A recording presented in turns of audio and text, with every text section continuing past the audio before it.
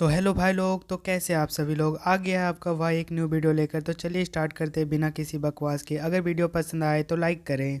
और वो जो लाल वाला बटन है उसमें भूकंप लेके आओ या फिर भूचाल, मुझे नहीं पता, बस क्लिक हो जाना चाहिए। तो चलिए इस वीडियो को आरंभ किया जाए।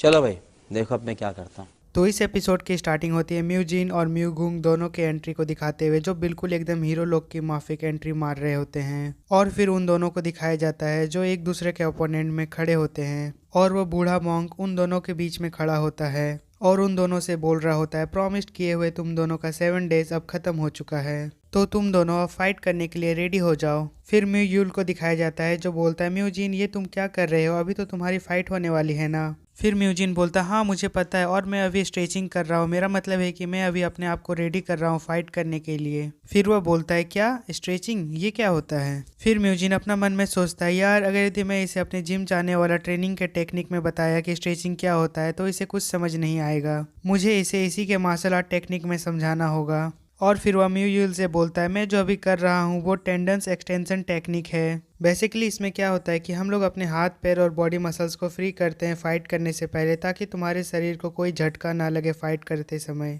और इस तरह के बहुत सारे अलग अलग तरह के स्ट्रेचिंग मेथड अवेलेबल है इस दुनिया में, और यह तुम्हारे मसल्स के लचीलेपन को भी बढ़ाता है और तुम्हारे जॉइंट्स के मूवमेंट रेंज को इंक्रीज कर देता है। तो तुम समझ गए ना। तो अगर यदि तुम्हें इसके बारे में सुनकर अच्छा लगा है तो तुम इसे क्यों नहीं एक बार ट्राई करके देखते हो। फिर वह बोलता है, क्या तुम ये चाहते हो कि मैं इसे एक बार ट्राई करूं। फिर म्यू जिन बोलता है, हाँ मैं तुम्हें ये इसलिए करने के लिए बोल रहा हूँ क्योंकि तुम्हारी बॉडी भी मेरी तरह ही फ्री रहेगा। फिर म्यू जिन जब अपने दोनों पैरों को स्ट्रेच कर लिया होता है तब म्यू यूल बोलता है, अब तुम ये क्या कर रहे हो, और मैं ये श्योर नहीं हूँ कि मैं तुम्हारी तरह ये कर पाऊंगा क्योंकि ये कितना अजीब तरह का पोस्चर है। फिर म्यू जिन उससे बोलता है, मैं तो बस अपने पैर को स्ट्रेच कर रहा हूँ ताकि मेरे पैर के मसल्स भी फ्री हो जाए और मैं मूवमेंट अच्छी तरह से कर सकूँ। फिर म्यू यूल बोलता, हाँ यार एक बात तो है कि तुम इस पोस्चर को कर बहुत अच्छी तरह से रहे हो। फिर उन लोगों को कुछ स्टूडेंट्स की आवाज़ सुनाई देती है जो बोल रहे होते हैं, यार म्यू गुंग के पंचेस को देखो, वो लगातार पंच मारते जा रहा है और वो भी बहुत स्पीड से। फिर म्यू गुंग को दिखाया जाता है जो बहुत ही स्पीड से पंच मारते हुए अपने आप को यह एक्सप्रेस करा रहा था कि वो बहुत ही ज़्यादा पावरफुल है।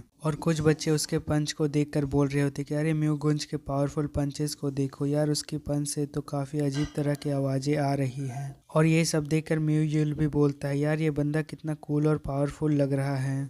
और ये सब सुनने के बाद म्यू जिन थोड़ा घबराते अपना मन में बोलता है, यार अगर यदि मैं इसके पंचेस से मारा गया तो मैं बहुत मुसीबत में पड़ जाऊंगा, और क्या मुझे सिर्फ 1 वीक के ट्रेनिंग से ही उस आदमी को हराना होगा। बट उसे देखकर तो ऐसा नहीं लगता है कि वो मेरे साथ ही शाओलिन में ज्वाइन किया होगा, बट मुझे तो ऐसा लगता है कि वो काफ़ी दिनों से इस शाओलिन टेम्पल में ट्रेनिंग कर रहा है। यार मुझे तो कुछ समझ नहीं आ रहा है कि मैं कैसे हराऊंगा इस स्टूडेंट को। अच्छा छोड़ो, अब जो होगा वो देखा जाएगा, बट मेरे पास एक आइडिया है उसे हराने के लिए। मुझे वो टेक्निक यूज़ करना होगा जो मैंने स्पेशल फोर्स में सीखा था मिशन के दौरान। और मोंग हेजुंग भी अपना मन में सोच रहा होता है, यार म्यू जिन को देखकर ऐसा तो नहीं लगता है वो कोई बहाना बना रहा है इस फाइट से बचने के लिए, और उसने तो हमारे इंस्ट्रक्शंस को भी अच्छी तरह से नहीं सुना था कि फ़ाइट के लिए कैसे बॉडी को ट्रेन किया जाता है। और उसे देखकर ऐसा लगता है जैसे उसने अपने आप से ही खुद को ट्रेन किया है, क्योंकि कल रात जब मैं शाओलिन में घूम रहा था तब मैंने म्यू यूल और म्यू जिन को देखा था आपस में बात करते हुए।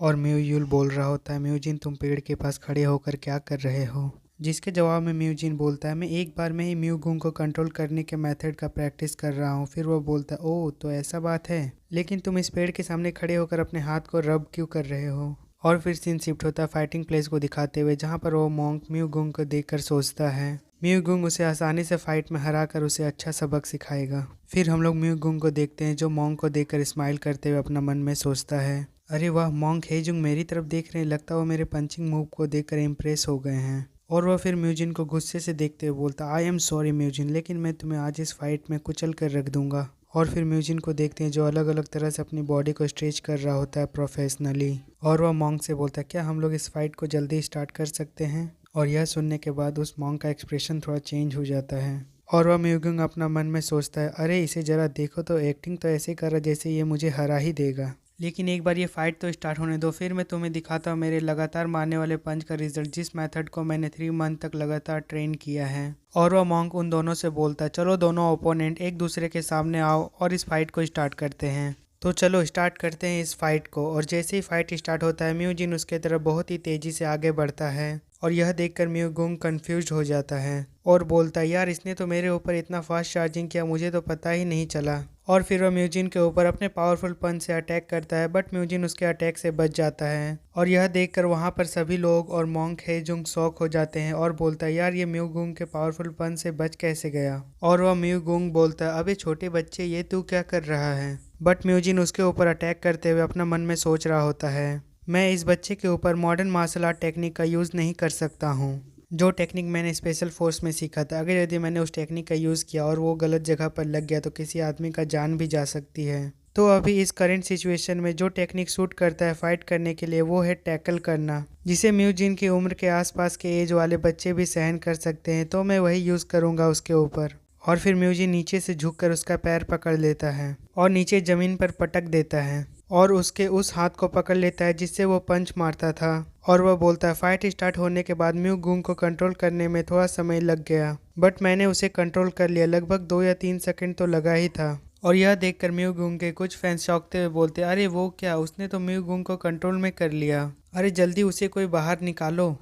फिर म्यूगुंग के एक फ़ैन बोलता है अरे तुम लोग चुप रहो, तुम्हें क्या लगता है कि शाओलिन के कोई स्टूडेंट ऐसा कुछ सहन करने में असमर्थ है। और कुछ स्टूडेंट्स भी ये देखकर शॉक हो जाते हैं और बोलते हैं म्यूगुंग ये इम्पॉसिबल है, मैंने कभी नहीं सोचा था कि म्यूगुंग इतना जल्दी टेक डाउन हो जाएगा। और उसके फेस को तो देखो, ऐसा लग रहा है जैसे वो म्यूजिन के पकड़ से बचने की कोशिश कर रहा है, बट वो उसे छुड़ा नहीं पा रहा है और वो पूरा म्यूजिन के कंट्रोल में है अभी। फिर म्यूगुंग अपना मन में सोच रहा होता है यह क्या है, यह तो इम्पॉसिबल है, वो मुझे इतना जल्दी टेक डाउन कैसे कर सकता है और आखिरकार वो मेरे साथ कर क्या रहा है मुझे ज़मीन पर गिराकर। बट यहाँ पर एक बात है, जब सेकंड क्लास स्टूडेंट म्यूगुंग को कंट्रोल करने के बाद वहाँ पर के सभी टीचर्स ने म्यूगुंग को उसके कंट्रोल से निकलने के लिए अलग अलग तरह का सलाह दिया, लेकिन तब तक उन्हें भी यह पता चल गया था कि अब बोलने से कोई फ़ायदा नहीं है, क्योंकि म्यूगुंग अब पूरी तरह से म्यूजिन के कंट्रोल में था और वो हिल भी नहीं सकता था। हालांकि वो लोग नहीं जानते थे कि आरम्बर क्या होता है, क्योंकि उन्होंने मार्शल आर्ट में कम से कम 10 साल की ट्रेनिंग लिया था और वो लोग जानते थे कि यह सिचुएशन उसके हाथ के लिए कितना पेनफुल होगी। फिर म्यूगुंग बोलता है म्यूजिन ये तुम क्या कर रहे हो, छोड़ दो मुझे, मेरे हाथ में बहुत दर्द हो रहा है। फिर म्यूजिन उससे बोलता है अगर यदि तुम जरा भी अपने हाथ को हिलाए या मुझे मारने की कोशिश किए तो तुम्हारे हाथ टूट जाएंगे। तो तुम समझ गए ना, मैं तुमसे बस इतना बोल रहा हूँ कि तुम सबके सामने सरेंडर कर दो और हार मान जाओ। फिर तभी वहाँ पर 2 टीचर्स चिल्लाते हैं, बोलते अरे जल्दी उठो तुम दोनों वहाँ से और म्यूगुंग की हाथ को छोड़ो, क्योंकि उस बच्चे ने तो अभी इतनी भी अच्छी तरह से ट्रेनिंग नहीं लिया है। फिर म्यूजिन म्यूगुंग से बोलते अगर यदि तुम ज़्यादा ताकत लगाओगे तो तुम्हारे हाथ की हड्डी उखड़ जाएगी और मुझे यकीन है कि तुम इसे फील कर सकते हो, और अगर यदि कुछ गलत हुआ तो तुम हमेशा के लिए हैंडीकैप्ड बन जाओगे। और वो टीचर बोलता अरे तुम लोग कर क्या रहे हो, जल्दी उठो वहाँ से। और म्यूजिन फिर उससे बोलता अरे हार मान जाओ म्यूगुंग, इसी में तुम्हारी भलाई है।